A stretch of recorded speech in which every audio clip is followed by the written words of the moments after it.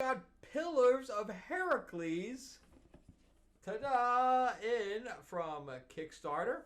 So let's check it out right now.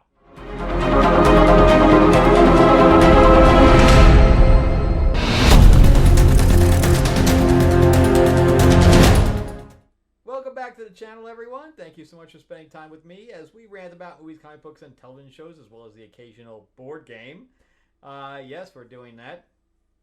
Before we begin, remember to give me a like, give me a thumbs up if you can. If you can, subscribe, please do. Share this video out there as well.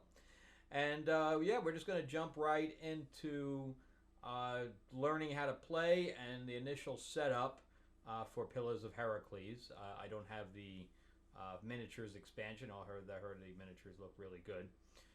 But also remember too that I am on Amazon, so if you'd like to check out anything that I've written, you can just go to Amazon.com or just type my name in, or there's a link in the description below as well.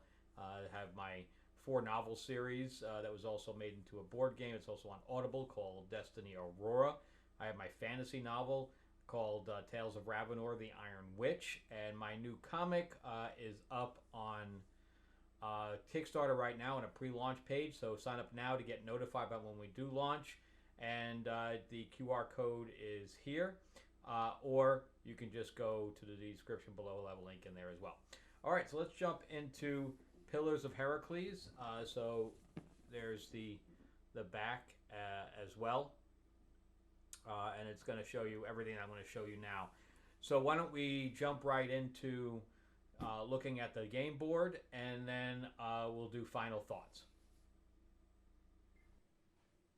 How we doing, everyone? So I got this new game in that I got through Kickstarter called Pillars of Heracles, and yeah, I wanted to do a quick setup and rules. I know I'll probably get some of the rules wrong, but if it looks like there's a lot going on here, that's because there is. So I can tell, because I just got Cyclades, or Cyclades, however you say it. They took some stuff from there as well. So this is kind of a amalgam of a whole bunch of other things. Successors is the name I was looking for, because the successors have siege and stuff like that as well.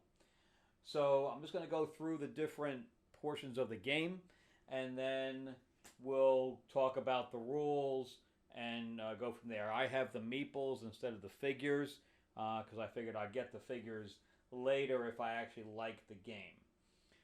So what we have here is that each player has their own color and has their own board, and then each player also chooses an area. So this tells you the area that we're on. So we're here. If we're on the opposite side of the board, then it would be on this side, but I'm only using the Mediterranean board. So I take my board and then I put on it, of course, the area that I've chosen, and then we have 6 pillars here, and the pillars are located here, so you can basically see right there that it says that's where the pillars are. Over here we have our people. So we have our ships on top, or on the 2 lines here. And then we have our workers are on these 2 lines here. And then we have our hoplites, which are in these 2 lines here. And then over here, we have our buildings. And underneath it, it tells you the cost of deploying those people, and they're all in resources. So there's different types of resources. You have gold, you have marble, you have iron, you have wood, and I think you have gold as well. So there's those hoplites. I also have 3 hoplites here that I will be able to also deploy later on in the game. Then I have my buildings here. So we have different types of buildings. So we have, let's see in the rule book here, we have citadels. These here are temples. agoras and citadels. Yes, and they should be, yeah, in line with one another. Those all cost the same to put out on the lower level. They're cheaper on the top level. Because what I'm trying to do is you try to get those out, so you have these extra things that you put up here, and it fills up that line. It gives you extra abilities. That's what those are for. That's why you're trying to get those out above other things, because citadels do certain things, agoras do certain things, and temples do certain things. And when you're building, you can't build. If you can only build one building in an area that is the same type. So I can only have one building here, that kind of thing. And then if I have a building here, I can't have it of the same type. It has to be a different type. All right, and basically you start out. So here's the red deck. So you have 10 cards that you start with, and each one of these has a resource up on top, and it has a number here. And then eventually I'll get cards that have text here, but these all do not. And I can get rid of the starter deck kind of like a deck builder type game. And over here we have heroes / monsters, whatever. And so basically character cards here that I can purchase. And then over there we have monumental cards. And these cost an additional marble on top of the cost. Okay, so that's all that. So we have this big line of cards. This is basically the river that we can purchase from. We also have a Rondelle that's going to allow us to do different types of actions. I have it set up here for a 2-player game. So you'll see these cards here. That means that this area is dead. I can't build anything in blue, and I can't build anything and siege anything in yellow. So that compacts the map. And then you have these different type of god decks here. So there's the harpy, centaur, etc. And these cost 1 wine to keep them. That's the other resources, wine. To refresh them once I purchase one. Okay, I think I can have, yeah, that's my 3 spots there. The table's not big enough to put cards on top of it. And then here's more of these cards, but they have different backs. And I mean, the artwork here is pretty good.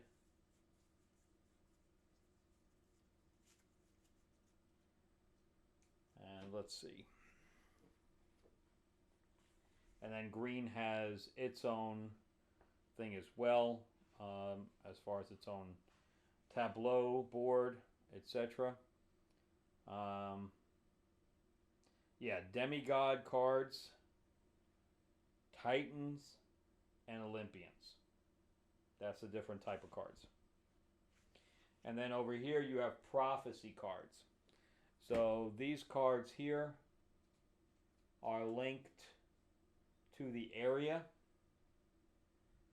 and these all get turned up. As you can see, they have 1, 2, and 3. Obviously 1 being the easiest to get, and 3 being the hardest. Alright, and these things here are also linked to the location. And we have different types of things that are going to add more to our powers. So this one here has the thing on it. This is the military one. So I can go up on this by using the iron and it gives me different powers to my my hoplites, etc.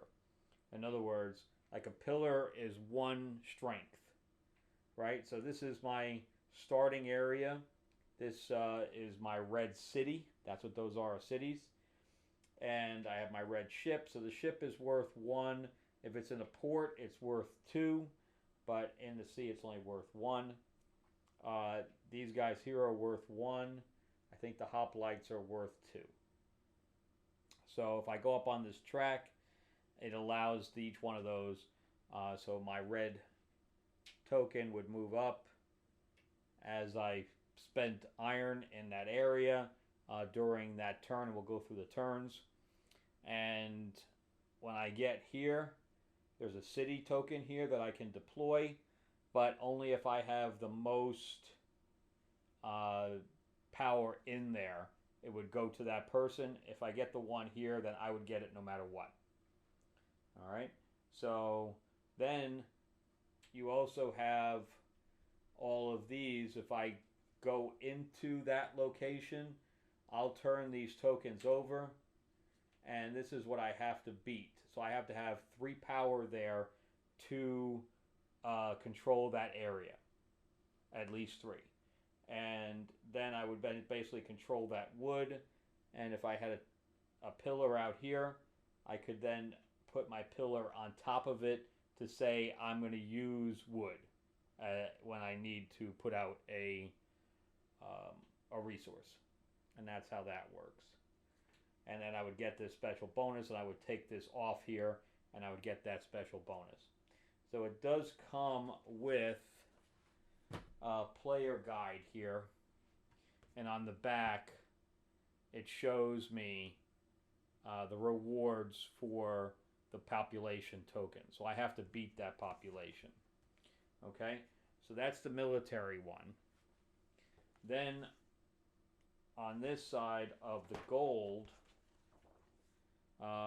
one is your mercenaries, where if I'm here, I get to take a card. Here I have to spend a gold and an iron, and then I can add one of my hoplites from here, and you notice there's 3 of them because those are my 3 hoplites sitting out there. So that's my mercenary one. Then I have the one up there, the cornucopia. That is navigation. So what this allows me to do is by spending wood, I get to take a card. That allows me to move now 3. Then here is a monument. I get a monument card. I go up to 4 movement, and then of course it's the city token. Over here, this is the Olympian track. I can spend pretty much anything. I get a card here. I get either one of these 2 cards here. That was the Titan track, the Titan cards, etc. And that's another way to win, is by completing these things. And then we have, okay, we have the Olympian and Titan. Okay. Yeah, so this one here is this is the Olympian track because those are the Olympian cards. All right, and that's, except for this one. This one here allows me to go up in my hand. My hand size goes up from 5 to 6 to 7. And that's what that's for. Because what you're doing is that on your turn, you don't draw cards unless something happens with the Rondelle, which we'll talk about, that allows you to draw a card. If not, then you have to basically do a refresh action to then draw back up. Because remember, too, that you're deck building, so the cards that you buy do go into your hand, but eventually they go into your discard pile, so you're going to want to refresh that eventually. So yeah, so obviously your desire is to take over areas and to win the game. There are several factors that can end a game.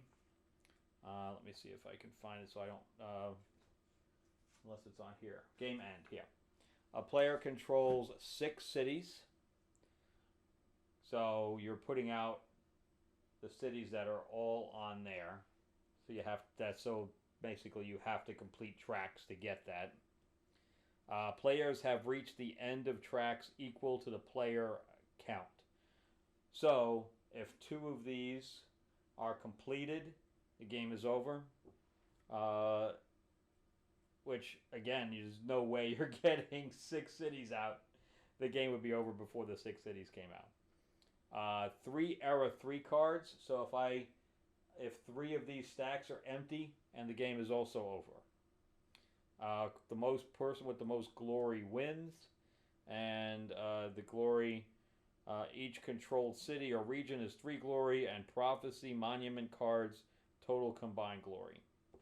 All right, so that's basically how this all works. So now we'll go into the status check. Is the first part of a turn. Again, this would be up. This is the starting tokens. So that's marble, I believe. And the starting token for him is wine. And this is, of course, a 3. Now this tells you it's 3 to 5.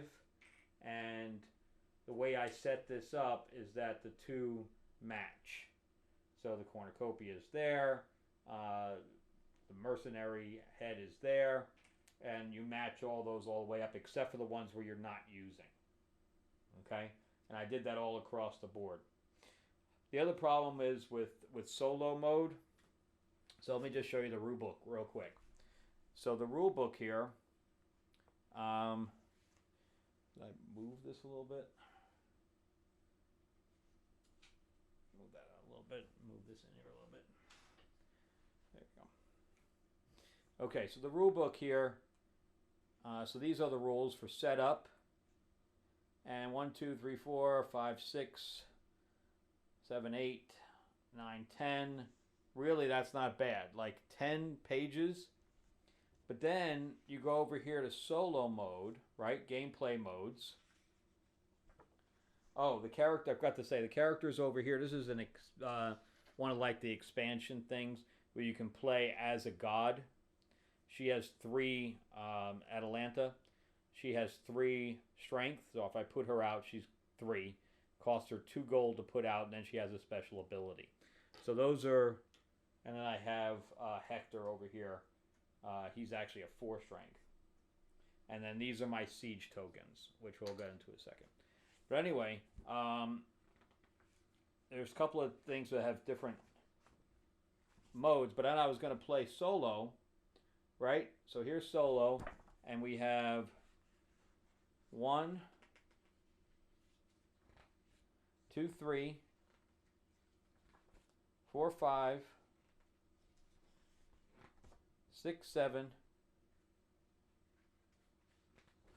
8, 9, 10, 11. If your solo mode is as many pages as your regular rulebook, you got a problem. Something's wrong. Something is wrong.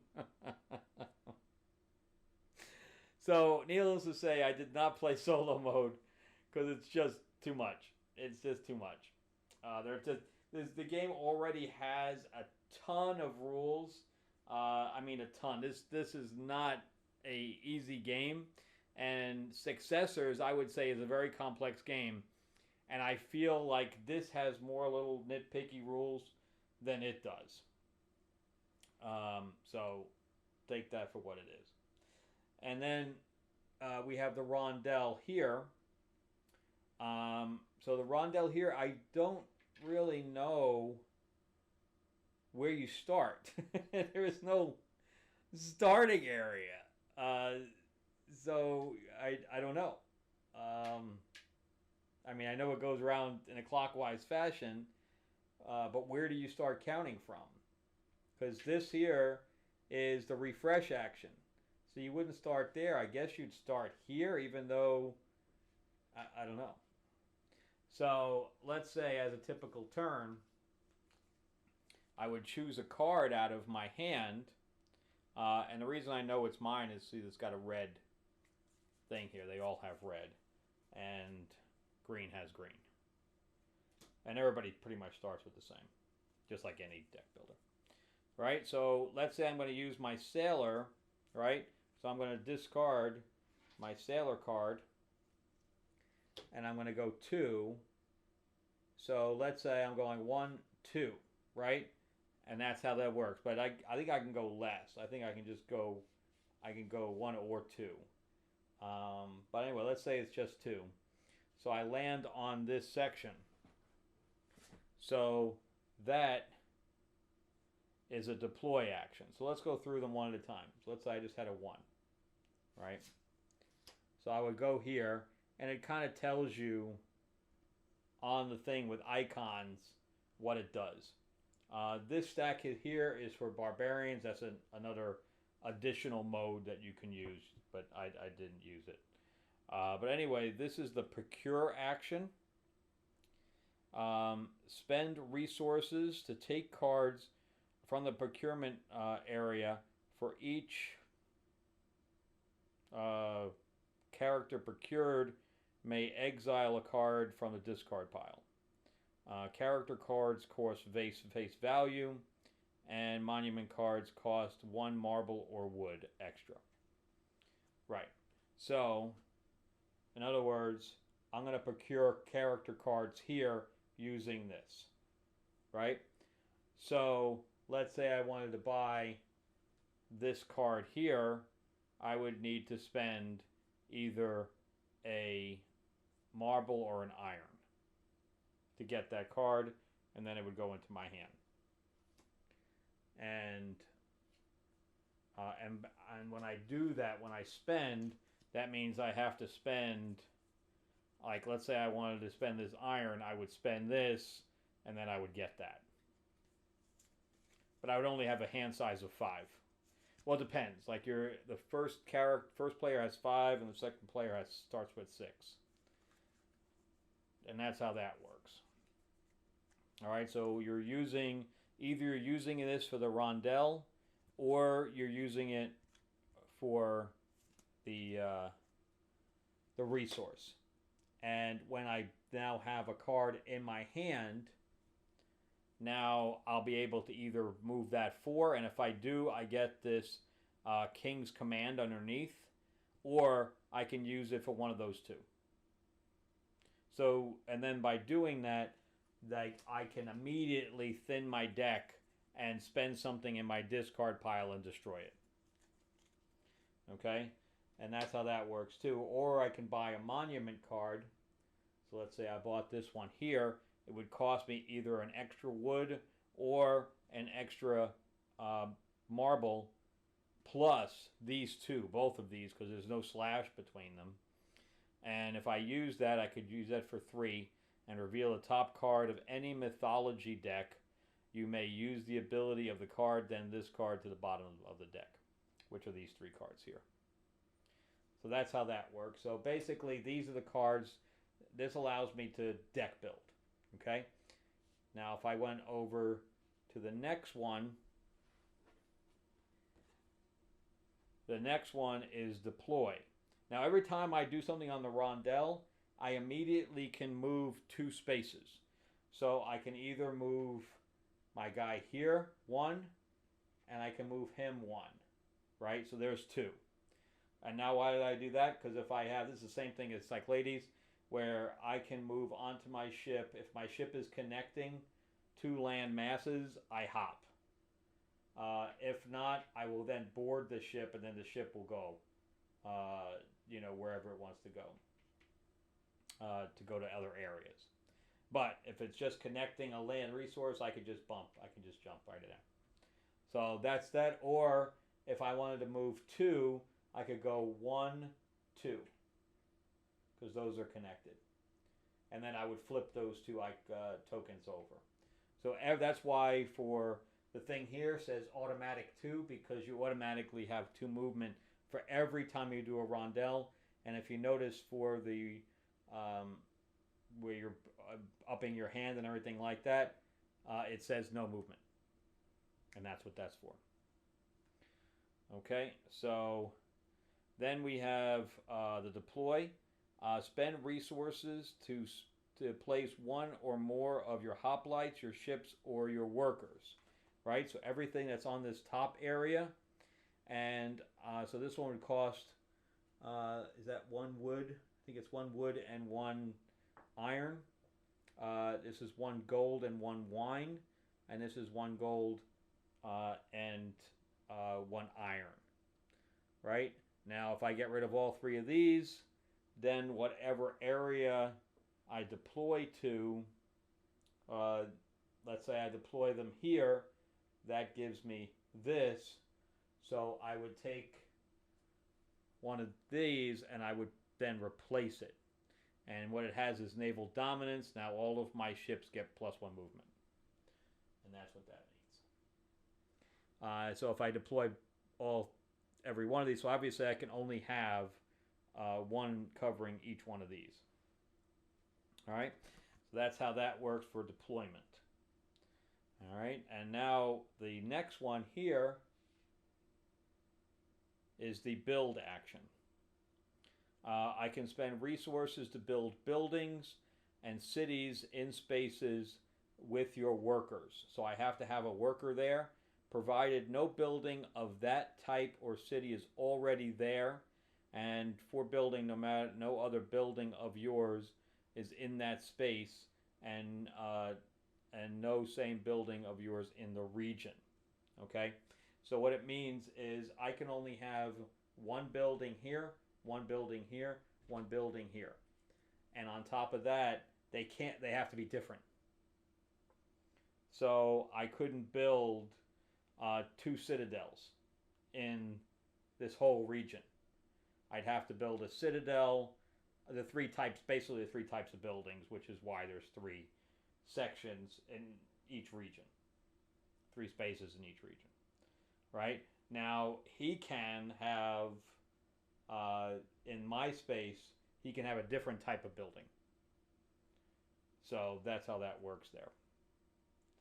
And let me see, prophecy cards. I was looking for the type of buildings because I know each one of them does something, but I can't find it on here because each building does something special where I can spend less to build stuff and things to that effect. Right, citadels have 3 power. That's what the citadels do. That I knew. I'll find the others. Oh, it's right here. Agora. Resource discount for each step of your ascend actions allows deployment of workers. So I can deploy workers to places where I have Agora, and then I need 1 less to go up on the power track. So in other words, if I have this one here with iron, the first base cost me 1, the second base cost me 2, 3, 4, and 5. So if I had an Agora there in this area, I would only need 0, 1, 2, 3, and 4. And that's how that works. Temple unlocks a mythology card slot, allows deployment of ships to adjacent sea spaces and ports. So if I have a temple in the area, I can, instead of having 3 cards here, I can have 4. If that means anything. City allows deployment of units and counts for glory at the end of the game. So if I have a city, it's kind of like Cyclades, where you have a city and it's everything. So there's that. All right, so that's the build action there. And then the next one next to that is the settlement action. And that allows you to remove population tiles and gain rewards, and then you put a pillar in there. So if I, this I would automatically get because I have 1, 2, 3, 4, 5. So I would automatically get this because I have a pillar there. Now if I want to settle this one, I have to put a pillar there, but I would need to have another 2. So I would need to have a hoplite there if he would stand up. And now I have 3. It's officially settled, and then I would get the reward for this. And that's how that works. All right, and again, I want to get out as many pillars as possible because let's say there's wood there, and I need additional wood to get one of those cards. So I would need to put out, let's say this one here is an iron and a wine. So there's a wine and an iron. I would get that card, but I'm still missing the initial wood to get that. I could then put my pillar on there, and now that's an extra 1. And that would stay there, and I would not be able to do that again. Of course, I would also need to be, that would need to be settled for that even to be able to do that. Oops. Oh, that, yeah, I need another guy there. So that would be settled. And that's how that works. So that's all the things on the Rondelle. If I go on here and he's there, he gets to take a card for free. Okay, so I'm basically, I would giving him cards. And that's what this means if you land on another player. All right, and then the last one is I don't even need to get there because that's like an automatic. I'm going to basically be skipping my turn, and I'm going to be doing a replenish action. So replenish action means I draw back up to my hand size. So I guess if I'm second player, I'd be starting with 6, which makes no sense here because I think this goes, where's the one with the cards? Here. Because it does say on there 5, 6, and 7. So I think everybody's hand size is 5. And I replenish my pillars. So if that happens, now the pillar would come off of there and I can use the wood again. And if I've used a mythology card, I would turn it and I wouldn't be able to use it again until I either, so it cost me 1 wine during the replenish phase, and I would then put it back up. Yeah, it even says it on there. It even says 1 wine, and you redo it. And that's your replenish step. And that's it. That's the entire game, except for the siege stuff. If I'm invading someone, I would put my siege token on there. So let's say, put that back on there. So let's say I went over here and he had a pillar there and I was invading it. I would put a siege token there. So basically I have to wait a turn to then take that over and destroy his pillar or whatever. And that's how that works. But that would be the first status check in the beginning, which would be siege, domination. So siege, if your siege tile, which is that token, is on the board, replace the pillar and take over a city if you control the space. So in other words, if it's just a regular city, like one of these, and I'm taking it over, then I would take one of my tokens and I would put it there to make sure that I know it's mine. So that's how you would keep track of whose cities are whose. Domination, if you control a land space where another player has a pillar, building, or city, progress on the region track. So that would be the region track. And consolidation, if you control 3 or more land spaces with the same icon, progress on track with the corresponding icon. Okay. So in other words, if I have 3 cornucopia or whatever, I would then go up on the cornucopia track. And that's how that works. But you can also see that there's three, or the two birds, and there's two cornucopias, and there's two ones with that. So I guess you would then choose.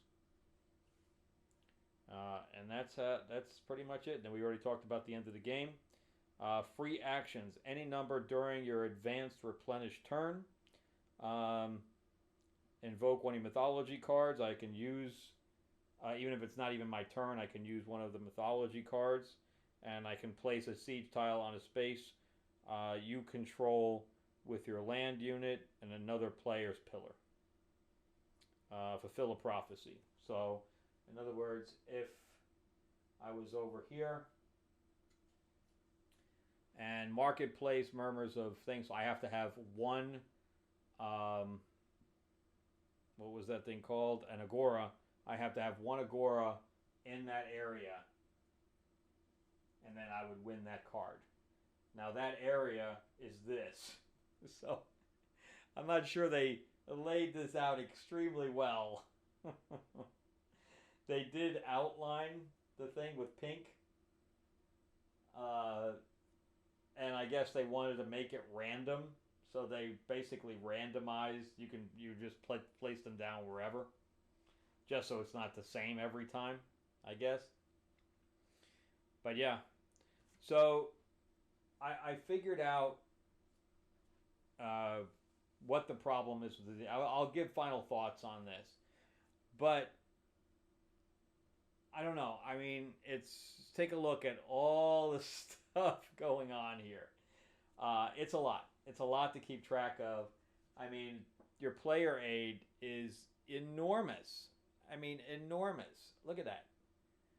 So that's just the different turns, what the different Rondelle things are. And then here's your other aid. I mean, that thing's huge. That is humongous. So yeah, let's quickly do final thoughts, and we'll go from there. Okay, so let's jump into final thoughts for Pillars of Heracles. And you can see the box too is not very big, but the artwork was what made me want to buy this game in general, because the art, I love Greek mythology, I love area control games. So, and then on top of that, the art was just amazing. So I jumped in on it. Plus, we saw Atalanta and we saw Hector. But these are the different heroes too that you can use instead of the ones I chose.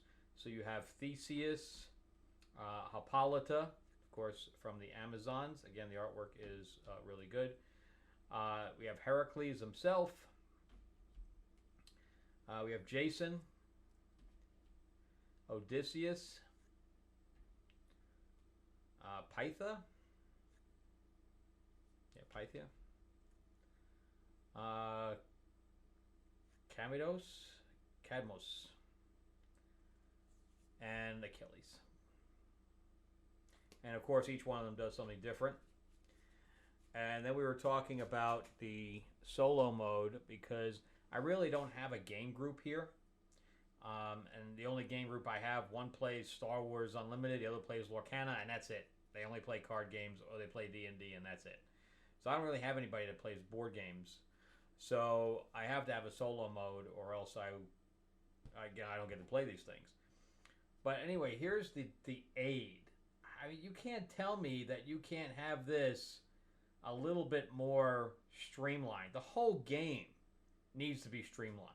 There's too much going on. You have all the different tracks, you have the cities, you have all the different buildings, which again was taken from Cyclades, and how you move across ships from one thing to that was all taken. They didn't make any of that up. But yeah, I didn't even, after reading that, I didn't even understand how this worked. Then on top of that, it also comes with all of these solo aids. Look at that. There's 1, 2, 3, 4, 5, 6, 7, 8, 9. And they're double-sided, I think, for the different sides of the board, because all of them correlate to some kind of city or area. And if you look through them, I could not find any difference between any of them. They all look like they're the same card printed over and over and over again with a different name on them. I mean, if you want to stop the recording and the video and take a look at them and let me know if I'm missing anything, because I don't see a damn bit of difference. So again, this is the different sides of the map. This is the Aegean Sea, which is the other side of the map, and then the Mediterranean, which is in orange. And aside from the name on the left-hand side, they were all exactly the same. So I was even more confused from the solo. I didn't even bother with the solo mode. I did not even bother with it. It's the wow. So, and then I realized what the problem is. Now, I haven't played Cyclades yet. I got it. I haven't played it yet. But when I was playing Successors, you do have a bit of luck involved, because there is a little bit of a dice chucking for that one. And I found here that it was kind of boring, because if I went into a battle, I already knew I was going to win, right? Because I have my powers more than your power, I automatically win. There's no difference to anything. There's no cards I'm putting out that I'm holding that you're not, stuff like that. There's no special. If you have a special ability, it's listed on either your god card, your Olympian card, or whatever mythology card, or it's on your hero thing. So whatever special ability, I already know what that is. So there's nothing hidden anywhere.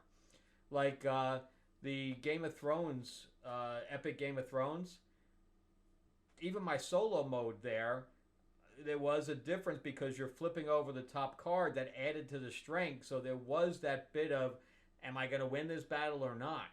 Where here it's just boring. I just think it's boring. I walk in there, I win. Or I don't walk in there at all. I go around you. Stuff like that. And I'm not really a fan of the whole Rondelle thing.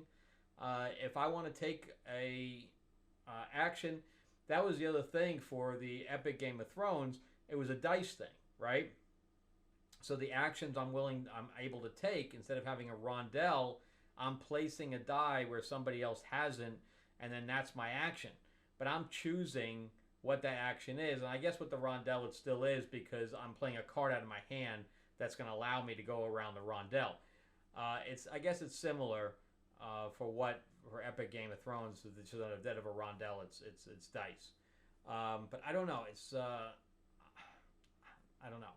I'm not just a fan of that. I don't know why I like the dice chucking more than I like the Rondelle, when it's basically the same thing. If you look at it from the Epic Game of Thrones, which I really like. I really like that. It's a really good game, actually. And you have little figures with it and all that stuff. But I'm glad now I didn't get it, because I'm probably going to sell this game off. And especially when I have Cyclades, and I can tell right off the bat that Cyclades is a superior game. And I guess it's the same type of thing, where you're getting whatever you're able to do based on the god that you're bidding for, right? And that has a solo mode. It doesn't have a solo mode, but somebody made a solo mode on Board Game Geek that I'm going to try. But anyway, I'm going to try to do a setup and thing for Cyclades as well. But I can just tell that is definitely more of a streamlined game. There was only 5 or 6 pages to the whole game. Everything is not even the rules. Everything else is, here's what the iconography means, per god and stuff like that. Here's what the figures go with each individual, mythology or monster or, hero card, etc. Where here there's so many little rules. They kill you with all the little teeny rules. So I don't know. It's a preference thing. You may like this game a lot more than I do. But anyway, I'm going to be selling it So if you like the copy, then let me know, because technically I've only been set it up. I really haven't even played a full game. Mostly because I was bored. But let me know what you guys think. Did you guys love it? Did you not love it? Let me know. And if there is kind of an offset type of battling, there's not even any battle. It's not even called a battle. But if you play in other modes, I think there is a battle. The solo mode has a battle, as opposed to, which is a whole different set of rules than the base game, which is, I also find kind of strange.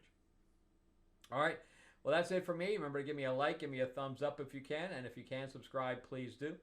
And yeah, if you want to check out my stuff on Amazon, or if you want to go ahead and sign up for Fairy Tales of Terror on Kickstarter, again, the QR code is here, or the description below has a link. All right, thanks again for watching, guys, and I'll see you guys on the next episode.